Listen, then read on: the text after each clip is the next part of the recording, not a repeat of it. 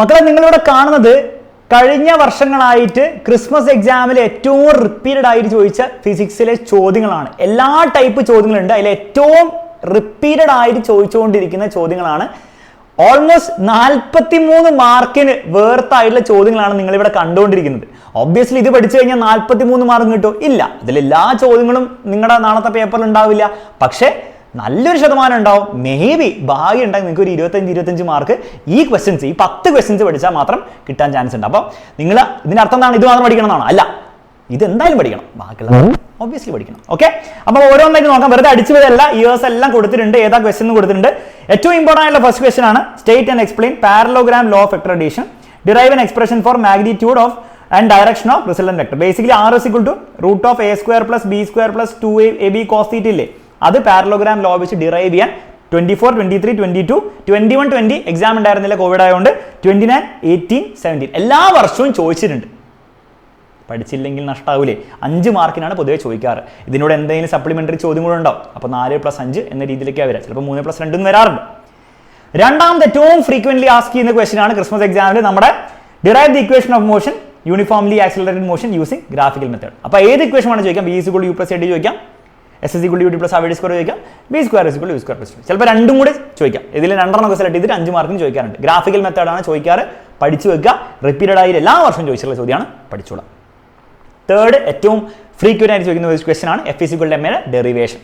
പഠിക്കണം, റിപ്പീറ്റഡ് ആയിട്ട് ചോദിക്കുന്നുണ്ട്. സിമ്പിൾ ആണ്. എന്തെങ്കിലും സപ്ലിമെന്ററി ചോദ്യം കൂടെ വെച്ചിട്ട് 5 മാർക്കിന് വരാൻ ചാൻസ് ഉണ്ട്. State the law of conservation of linear moment and prove it using Newton's third law. ഇത് റിപ്പീറ്റഡ് ആയിട്ട് ചോദിക്കുന്നതാണ്, പഠിച്ചു വെക്കാം. ഇതിന്റെ ന്യൂട്ടൺ സെക്കൻഡ് പ്രൂഫും കൂടെ ഒന്ന് പഠിച്ചു വെച്ചോ, ചിലപ്പോൾ അതും ചോദിക്കാൻ ചാൻസ് ഉണ്ട്. പക്ഷേ തേർഡ് ലോ ആണ് ഏറ്റവും ഫ്രീക്വന്റ് ആയിട്ട് ചോദിക്കുന്നത്.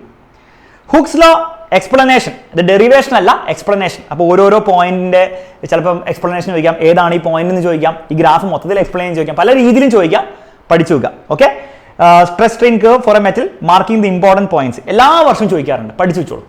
മിസ്സാക്കാൻ പാടില്ല. സോളിഡ്സിൽ വേറെ ഒന്നും ഇല്ല കാര്യമായിട്ട്, ഇതൊക്കെ തന്നെ ഉള്ളൂ. Derive an expression for the work done in stretching A wire. ഇത് നമ്മുടെ മറ്റേ സാധനമല്ല, എന്ത് ഹാഫ് kx² അല്ല, അത് സ്പ്രിങ്ങിന്റെ പൊട്ടൻഷ്യൽ എനർജി. ഇതെന്താണ്? ഇത് half stress strain into volume എന്ന് പറഞ്ഞ ഡെറിവേഷൻ ഇല്ല, potential energy derivation of A spring അല്ല, സ്ട്രിങ്. പഠിച്ചു വെക്കുക. കാര്യമായിട്ട് റിപ്പീറ്റഡ് ആയിട്ട് ചോദിച്ചിട്ടുണ്ട്. 3 മാർക്സിനാണ് ഡെറിവേഷൻ വരാറ്. State Pascal's law hydraulic lift need diagram almost എല്ലാ വർഷവും ചോദിച്ചിട്ടുണ്ട്. 4 മാർക്കിന് പഠിച്ചു വെക്കുക. സിമ്പിൾ ആണ്, ഡെറിവേഷൻ പോലും വിളിക്കാൻ പറ്റില്ല, പക്ഷേ ഡെറിവേഷൻ പോലെയാണ് പരീക്ഷയിൽ ചോദിക്കുക. Excess pressure inside a drop almost എല്ലാ വർഷവും ചോദിച്ചിട്ടുണ്ട്, 4 മാർക്കിന് ഡെറിവേഷൻ ആണ്, പഠിച്ചു വെക്കുക.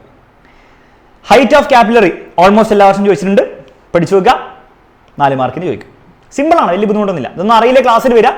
ഡെറിവേഷൻസ് ആണ് ജസ്റ്റ് എക്സാമിനർ +1 ഓൾ ഡെറിവേഷൻ അടിച്ചു കഴിഞ്ഞാൽ ഡെറിവേഷൻ മാത്രമേ നിങ്ങൾക്ക് പഠിക്കാവുന്നതാണ്. ഡെറിവേഷൻ മാത്രമേ പഠിക്കണമെങ്കിൽ, അല്ലെങ്കിൽ ക്ലാസ്സിൽ വരാം. ബെർണൂളിസ് തിയറം സ്റ്റേറ്റ്മെന്റും ഡെറിവേഷനും 5 മാർക്കിന്. നോക്കിക്കോ ഏതൊക്കെ വർഷം ചോദിച്ചിട്ടുണ്ടെന്നുള്ളത് മനസ്സിലാവുന്നുണ്ടല്ലോ. അപ്പോൾ ഈ 10 ക്വസ്റ്റ്യൻസ് പഠിക്കാതെ പോകാൻ പാടില്ല. അപ്പോൾ ഫ്രണ്ട്സിനൊക്കെ ഷെയർ ചെയ്തോ. ഒന്നും പഠിക്കാത്തവർക്ക് ഇതാണ് പഠിക്കേണ്ടത്. പിന്നെ ഈ പരിപാടി പബ്ലിക്കിൽ നടക്കുന്നു വിചാരിക്കരുത്. പബ്ലിക്കിൽ പ്രോപ്പർ ആയിട്ടൊരു പഠനം വേണം. അവിടെയും ഇങ്ങനെ 10 ചോദ്യങ്ങൾ പഠിച്ചു പോയിട്ട് നടക്കാൻ പോകുന്നില്ല. പ്രത്യേകിച്ച് പാറ്റേൺ മാറി വരുന്ന അവസ്ഥ. ഇതൊക്കെ കഴിഞ്ഞ വർഷത്തെ ചോദ്യങ്ങളുടെ അടിസ്ഥാനത്തിലാണ് പറയുന്നത്. ഇത് ഇതേപോലെ വരില്ല. അതേപോലെ വരുന്ന ഞാൻ പറയായിരുന്നു, അത് മാത്രം പഠിച്ചു പോയാൽ മതി, നിങ്ങൾ പാസ്സാവുന്നോ അല്ലെ A+ കിട്ടുന്നൊക്കെ പറയുന്നത്. പക്ഷേ ഇപ്പം അതല്ല സ്ഥിതി. ഇത് പഠിച്ചു പോകണം. പക്ഷെ ഇത് മാത്രം പഠിച്ചു പോയാൽ ക്രിസ്മസിന് ഓക്കെ ആയിരിക്കും മേ ബി, പക്ഷേ പബ്ലിക്കിന് ഓക്കെ ആയിരിക്കില്ല. പ്രോപ്പറായിട്ട് പഠനം വേണം. എക്സാമിനറിന് കൂടെ നിങ്ങൾക്ക് പഠിക്കണമെങ്കിൽ നിങ്ങൾക്ക് ജോയിൻ ചെയ്യാം നമ്മുടെ ക്രാഷ് കോഴ്സിൽ. സ്റ്റഡി മീറ്റിലേക്ക് വെച്ച് സൂപ്പറായിട്ട് പഠിക്കാം. റിവിഷൻ ക്ലാസ് ഫസ്റ്റ് ഉള്ള എല്ലാ സബ്ജക്റ്റിലും എല്ലാ ചാപ്റ്റേഴ്സും കിട്ടുന്നതായിരിക്കും.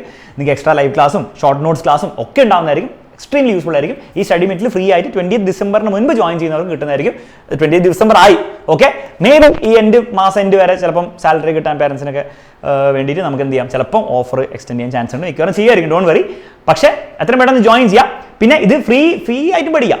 +2 ഏരിയ ബാച്ചിലോ +2 ഏത് ബാച്ചിൽ ജോയിൻ ചെയ്യുന്നവർക്ക്, ജെഇ ബാച്ചോ നീറ്റ് ബാച്ചോ ഏത് ബാച്ചിൽ ജോയിൻ ചെയ്യുന്നവർക്കും ഈ ഒരു ക്രാഷ് കോഴ്സ് ഫ്രീ ആയിരിക്കും.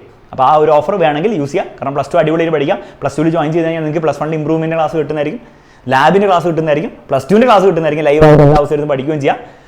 പ്രോപ്പറായിട്ട് +2 സെറ്റാക്കും, +1 ക്രാഷ് കോഴ്സ് കിട്ടുകയും ചെയ്യും. ലോജിക്കലി അതാണ് ഏറ്റവും ബെസ്റ്റ്. ജോയിൻ ചെയ്യാം.